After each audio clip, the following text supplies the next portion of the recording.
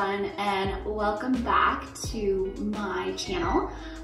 So today I'm actually going to be talking about finding a job right after school, kind of what my experience was like finding a job right after school, also during this time of COVID. There's a whole bunch of different factors going on right now, so just in general, it's competitive, right? So, and that's what we've been taught in school, is that it's competitive no matter what market you're in, no matter what field, career you're in, it's gonna be competitive, so you have to somehow stand out. So I am gonna give you some tips, some of my own tips that I find have helped me to find the job that I have found right now, to discuss career goals and how to prepare for interviews and just overall life after graduating. So let's just jump right in.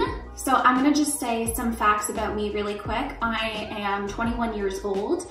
I graduated last year, so spring of 2020, and then obviously COVID, the pandemic, was already a thing then. So yeah, that really affected a lot of things for me, which I'll explain a little bit later on. But yeah, so I graduated from Fanshawe College, where I studied broadcast journalism. So I got a diploma in broadcast journalism and then a post-grad certificate in television broadcast news. So overall, my program was 3 years. So kind of like a random time period, because usually university programs and everything are 4 years, but for mine it was 3 years. I'm gonna explain all about like my experience and it prepared me, and kind of what I took away from that experience in college versus university. For school, for broadcast journalism and television broadcast news, so that was way more hands-on, and yes, there were a lot of hardcore assignments and tests and projects and papers that had to go into it. Just because the field that I'm going in, you need to be credible, you need to always be stating the right information or facts, or else you could get in a lot of trouble if you don't state the right facts, if you don't state the right information. Even the way that you present yourself, you have to do it all in the right manner, or else, you know, there could be some serious repercussions. So we learned that in school, but you know, I had to take politics, I had to take economics, I had to take law. So there was a lot of courses that are more geared toward what you're passionate about, and for me that was writing and presenting. And then there's courses that you do need to take. I did enjoy them, I did learn a lot, and it was very important. Obviously they can be a little bit tougher. You do need to learn those courses, which is economics and politics and law for journalists. So those were very interesting. I actually enjoyed those classes. The workload in my school in general was a lot because it was so condensed to 3 years. And the broadcast journalism diploma, that was 2 years, and then the postgrad was 1 year. So altogether 3 years. But I learned everything I did in the span of 2 years, which meant my workload was, you know, it was quite heavy. I had like, oh my gosh, I don't even know. I think I had like 10 assignments and like a couple papers and tests every single week. And then there was like the big project at the end of each semester, and there was a lot of running around I had to do, late nights, you know, early mornings, just constant research. Like there was always something going on. Even if you went home, you'd have to already start researching for a story that you're gonna cover the next day, kind of thing, and reach out to people. Like there was a lot that I had to do, and the assignments were great. Oh my gosh, like I have learned so much. I'm not gonna go through it all with you because that would be a very long video. I could do a whole other video based on what I did in school if anyone's interested about that, but I did learn quite a lot during those 3 years. So as we all know, it can be scary. Life can be scary in general, especially as a new graduate. When you graduate from school, even going into college or university, it's always scary because it's a big difference. You're going into adulthood. it's new, it's exciting, it's different, it's scary. So I completely understand everyone's fears graduating after school. Like, what do I do now? And it's been a year now since I graduated, and let me tell you, things have not gone my way, or they didn't go my way at the beginning, which can be expected during this time. So you have to kind of keep that in mind as well. And no matter what, all your questions won't be answered really after school. You're still gonna have a lot of questions after school, like how do I get a job? Like how do I reach out to people? What's the best way to prepare for an interview? Like where do I even find these jobs? So there's a lot of questions still afterwards, which, you know, that's typical, that happens. So some tips I'm going to give you right now when it comes to looking for jobs and researching for jobs, kind of at first, look in the demographic that you are wanting to work in. So it really helps to be more specific, and you can set job alerts on Google or on LinkedIn of areas specifically where you want to work. So for me, I did job alerts for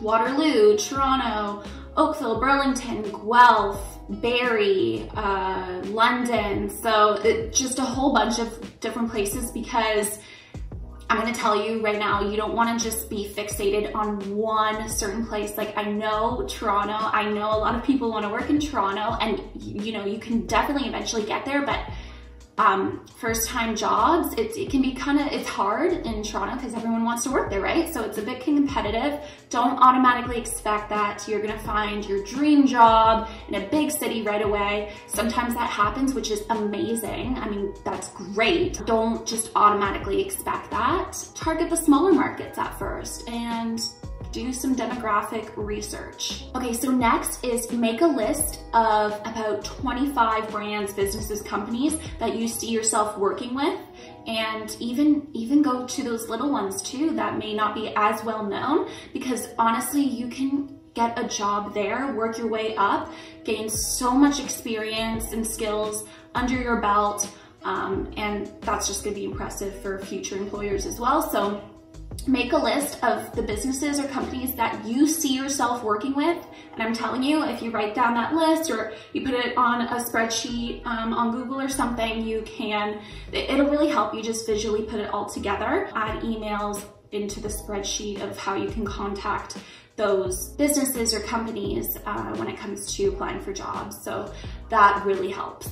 So like I mentioned earlier, you can set up job notifications on LinkedIn or on job boards of that company that you have your eyes on. This really helped me because I would get notifications basically every single day to my email about all these new job opportunities that were going on. Like I constantly, like my email, I would have 50 different emails every single day just for jobs. It was crazy, but I loved it because it really helped me apply. So I strongly suggest that, getting sent email notifications for new jobs going on. And literally guys, apply to like 100 jobs. I'm not even kidding. You need to apply to like just so many jobs. You can't just expect, okay, I'm gonna send in my resume here and here and here, and then I'm just gonna call it a day. I mean, like, sometimes it works for people. They happen to find that job, you know, or get that job, but like most of the time, you cannot just put all your eggs in one basket. Sometimes you may not hear back from them. Sometimes you will hear back from them, but you know, you didn't get the position. It helps to have a lot of options, a lot of things going for you. Okay, so next I'm gonna be talking about resume and cover letters. So I'm really not gonna go into too much detail with this, but it really depends on, you know, what field you're going into and just how you are as a person, how you want to format it and everything. But it really helps to have a great resume sharing all your skills, all your experience, but that pertains to the field that you're working in. And I find that this has helped me very much because obviously we've all had jobs in the past at, like, you know, as a server at a restaurant or in the grocery store, or, you know, as a cashier, whatever it is, which is great. And that was great to help you get jobs back in the day when you were just looking for part-time jobs for money. But because we're going into our career now, to jobs that we actually want to pursue, it really helps to really pinpoint the experiences that are relevant to your career. So for example, I'm a journalist. In my resume, I didn't put down, oh, you know, I worked for Garage and Dynamite Clothing. I mean, that's great. That helped me get, you know, part-time jobs when I was younger in high school, but now I used my experiences and my co-ops and my internships in my resume because they are relevant to my career as a journalist. So that is very important to take note of. As for cover letters, so here's the thing. For resumes, sometimes people get the idea that they need to change their resume every single time they apply to a new job. And that's not the case, like I mentioned, because your resume should be relevant to what career you're going into. You shouldn't have to change it all the time. That's like too much work. But cover letters, yes, you should change that depending on what job it is.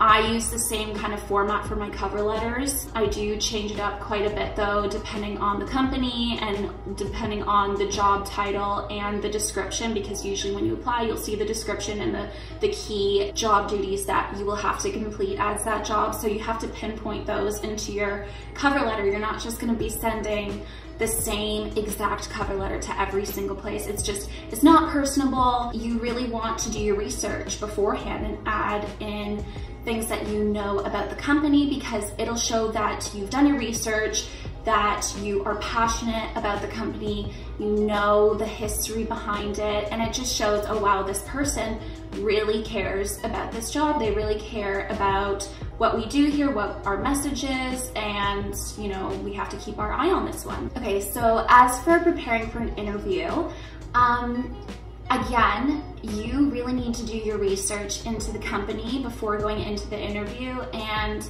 you need to be prepared. You don't want to go into it blindly or unprepared, because if you're asked a question and you have no idea how to answer it, you know, it's just not a nice position to be in at all. So do your research, really dig deep into the internet and take notes, literally, like take notes in a notebook. That's what I did, and I would bring it to the interviews with me, or I just like kind of like go over it before the interview. It really helps it to refer to information that you researched ahead of time. Again, that could definitely help you get the job in the end, or get that second interview, whatever it is. Even if not, it just shows that you are a prepared and organized, responsible person, and it'll help you for future interviews as well. For finding jobs, you can also ask for referrals. So family, friends, students, like past students that you know that are maybe a couple of years older than you, you could ask for referrals, because more than half the time they would be glad to do that for you, to refer you to a specific person that you can reach out to for a job,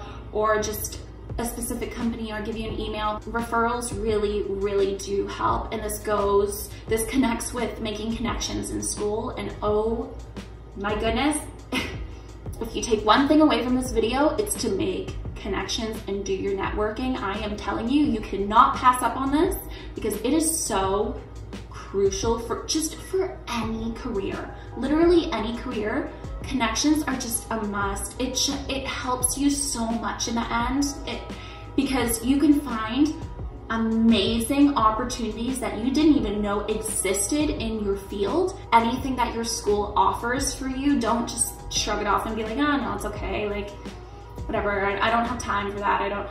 Seriously, I'm telling you, just go to those networking conferences, go to those luncheons, whatever opportunity comes where you are able to talk to a lot of people in the industry, you need to take advantage of that. Make kind of a list for each kind of topic where your work ethic will be talked about. So, you know, initiative and leadership. Think of a few times in your life when you've had to deal with challenges that you've had to overcome in the past.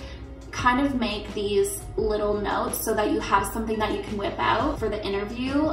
So you're not just mumbling and being like, oh, that's a good question. I don't know.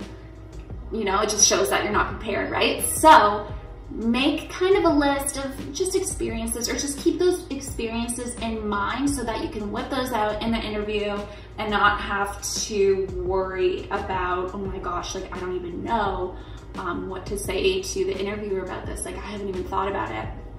Comes down to being prepared for the interview. Okay, so now that we're done kind of with the nitty-gritty advice about, you know, interviews and everything, I'm just gonna kind of touch on my experience and what kind of led me to where I am right now. Give you guys some better insight, kind of what I did in order to find a job, especially right now during COVID.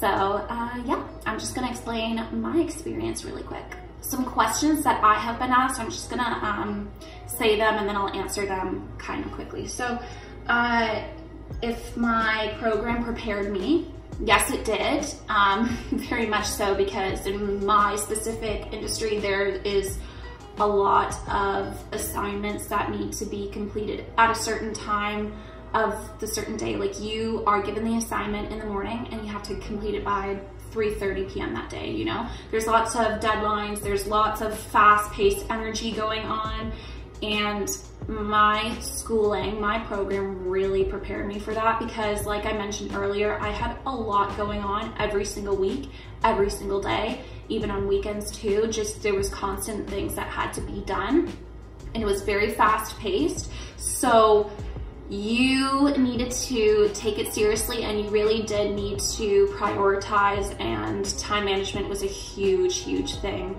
during my schooling. I had an agenda, and I still do to this day because it helps me. I like to write it down myself and visually see that what I have to have done and what I need to do in the order that it's due. So it's all about prioritizing and being organized. Hannah, like, how did you make connections?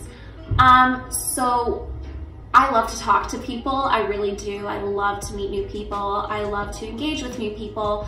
And I did exactly that in school.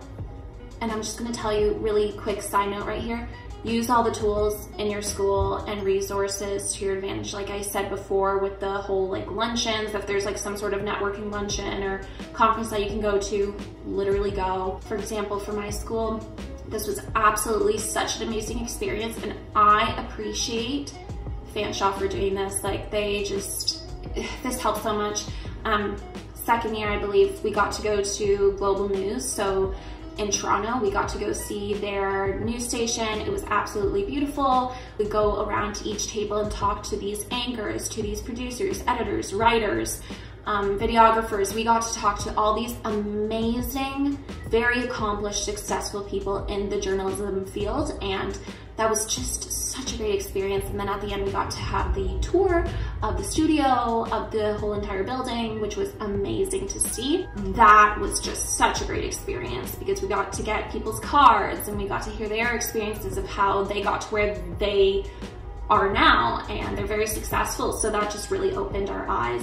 And also last year, we got to do a tour and we got to sit in on The Social, which is one of my favorite shows. We got to do a tour of Marilyn Dennis's studio, and then of ET Canada, which I did intern at, so that was also a very great experience. We also got to tour eTalk as well in Toronto, so that was absolutely amazing. So if you have some sort of opportunity like that, just go, please. Like, you need to do that. Okay, so another question. Gap year, yes or no? I mean, yes, if that's gonna help you, oh my gosh, do it, because a lot of people do a gap year before going into university or college, or, you know, right after, to make money, to get more experiences, to travel, whatever it is. You know, if that's gonna help you, I say yes, go for it. Okay, so another question is how to remind yourself that it takes time to find a job, and how do you get it through your mind that not everything happens quickly. Especially right now during this pandemic, you cannot be too hard on yourself. And that's a piece of advice that I always try to tell myself as well, because I put a lot of pressure on myself. it was difficult because there was not a whole lot of opportunities out there just because the pandemic, it was, you know, 3 months in and people didn't know what was going on or what to do. And I felt so lost and confused and I didn't know what to do. Like my internship was cut short. I was so upset about that because I had so many ideas and so many things that I wanted to do there. But you know, it was just really upsetting and I just didn't know what to do. I graduated and everything and I was happy, but you know, like what do you do from there, right? So I just had to work through it. I made money. I was a supervisor at a restaurant for quite some time until I found the job that I'm currently at right now. So I just had to remind myself that it's going to take time. This is out of your control. Unfortunately, you can't change things right now, but you can do the best that you possibly can. So reach out, talk to people, find jobs, go on LinkedIn, just do a whole bunch of things that will help you get onto that next level where you can find a job in your field. So how do I create a good work schedule? I personally love to wake up early in the morning, nothing too crazy, but I like to get out of bed at 7 in the morning and do what I need to do, you know, pack my lunch, respond to emails, whatever it is that I need to do personally, you know, leave at a decent time so I get to work a couple, like 10 minutes early, just in case if I do need to do just a few things to prepare for the day. It's important to have a social life as well on the side, so I love to keep busy as much as I possibly can during the week. It's easy because I have work and then there's some things that I have to do after work, so it just, and then during the weekends I'm able to, you know, do what I want to do personally. For me, I just love to keep busy. It keeps my mind off of things and about what's going on in the world right now, so I very much like to keep busy, and I have established a great routine. If you want, I can go into that routine in another video. I think I have a pretty good work schedule going for me. Okay, well, that is all for today. If you guys have any questions, please let me know by commenting them down below, or just let me know on my socials. I am more than happy to answer those questions. You know, if you want me to go more into detail in another video about my experience or just more advice and tips about finding a job, please let me know because I love doing these kind of videos. And yeah, thank you guys so much for watching. I will talk to you guys later.